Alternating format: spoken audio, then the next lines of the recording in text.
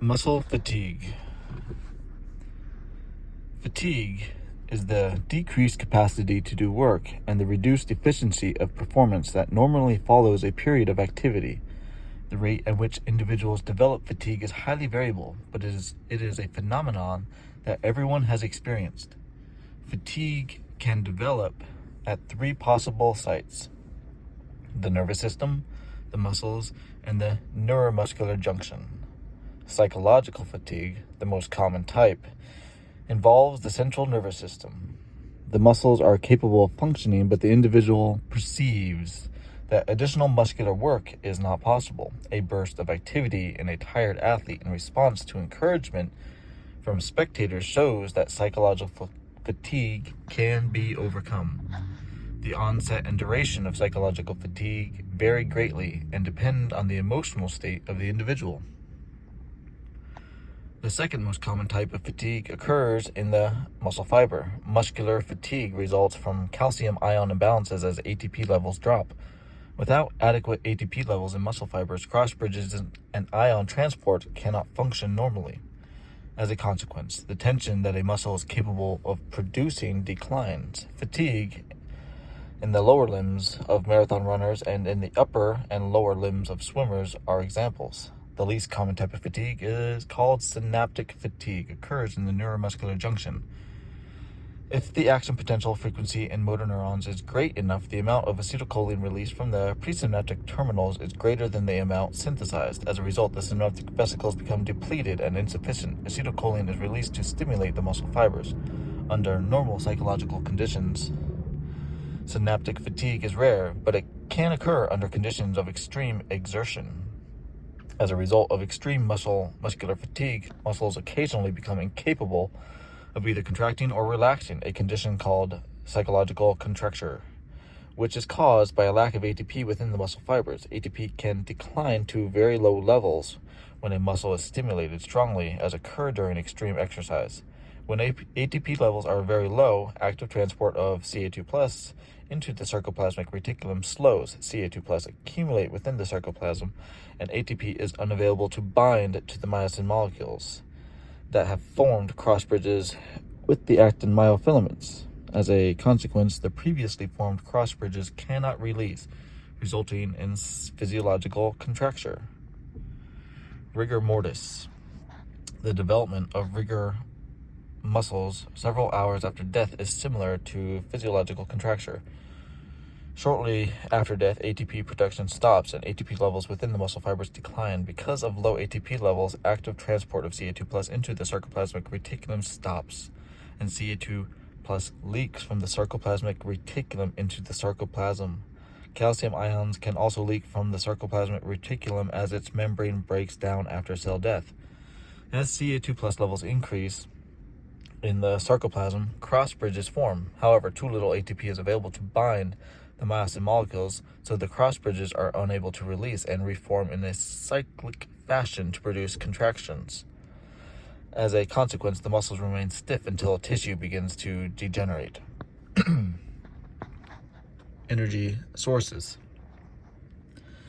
ATP is the immediate source of energy for muscle contraction.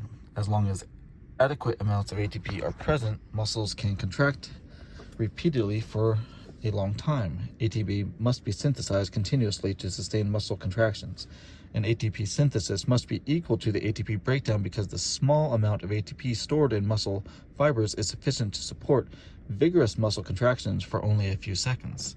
The energy required to produce ATP comes from the three sources: creatine phosphate, anaerobic respiration, and aerobic respiration. Table 9.3. Only the main points of anaerobic respiration and aerobic respiration are considered here. A more detailed discussion can be found in chapter 25. Creatine phosphate. During resting conditions, energy from aerobic respiration is used to synthesize creatine phosphate. Creatine phosphate accumulates in muscle fibers where it stores energy that can be used to synthesize ATP.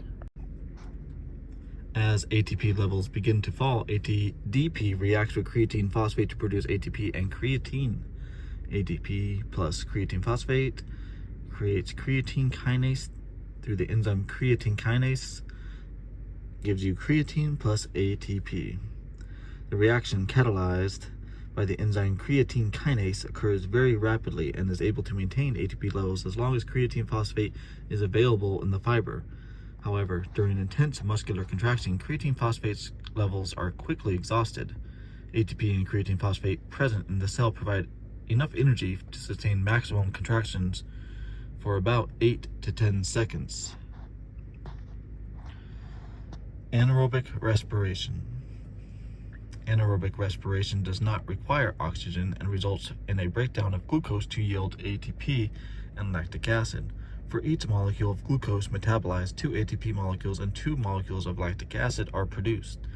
The first stages of anaerobic respiration and aerobic respiration share an enzymatic pathway called glycolysis. In glycolysis, a glucose molecule is broken down into 2 molecules of pyruvic acid. 2 molecules of ATP are used in this process, but 4 molecules of ATP are produced, resulting in a net gain of 2 ATP molecules for each glucose molecule metabolized. In anaerobic respiration, the pyruvic acid is then converted into lactic acid. Unlike pyruvic acid, much of the lactic acid diffuses out of the muscle fibers into the bloodstream. Anaerobic respiration is less efficient than aerobic respiration, but it is much faster, especially when insufficient oxygen is available for aerobic respiration.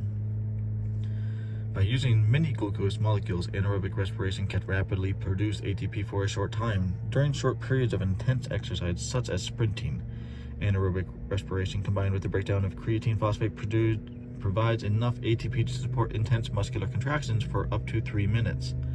However, ATP formation from creatine phosphate in anaerobic respiration is limited by the depletion of creatine phosphate and glucose, and by the brief time anaerobic respiration can produce ATP. Aerobic respiration. Aerobic respiration requires oxygen and breaks down glucose to produce ATP, carbon dioxide, and water. Aerobic respiration is much more efficient than anaerobic respiration. Anaerobic respiration results in a net gain of 2 ATP molecules for each glucose molecule, whereas aerobic respiration can produce up to 36 ATP molecules for each glucose molecule. In addition, aerobic respiration uses a greater variety of molecules as energy sources, such as fatty acids and amino acids. Some glucose serves as an energy source in skeletal muscle, but fatty acids provide a more important source of energy during both sustained exercise and resting conditions. If aerobic respiration, pyruvic acid is metabolized by chemical reactions within the mitochondria. 2 closely coupled sequences of reactions in mitochondria, called the citric acid cycle and the electron transport chain, produce many ATP molecules. Carbon dioxide molecules are produced, and in the last step, oxygen atoms combine with hydrogen atoms to form water. Thus, carbon dioxide, water, and ATP are major end products of aerobic respiration. The following equation represents the aerobic respiration of 1 molecule of glucose. Glucose plus 6 O2 plus 36 ADP plus 36 P6 gives you 6 CO2 plus 6 H2O plus about 36 ATP. Although aerobic respiration produces many more ATP molecules than anaerobic respiration does, the rate at which ATP molecules are produced is slower. Resting muscles, or muscles involved in long-term exercise such as long-distance running or other endurance activities, depend primarily on aerobic respiration for ATP synthesis. Oxygen deficit and recovery oxygen consumption. There is a lag time between when a person begins to exercise and when he or she begins to breathe more heavily because of the exercise. After exercise stops, there is another lag time before breathing returns to its pre-exercise rate. These changes in breathing patterns reflect muscles' need for more oxygen to produce ATP through aerobic respiration.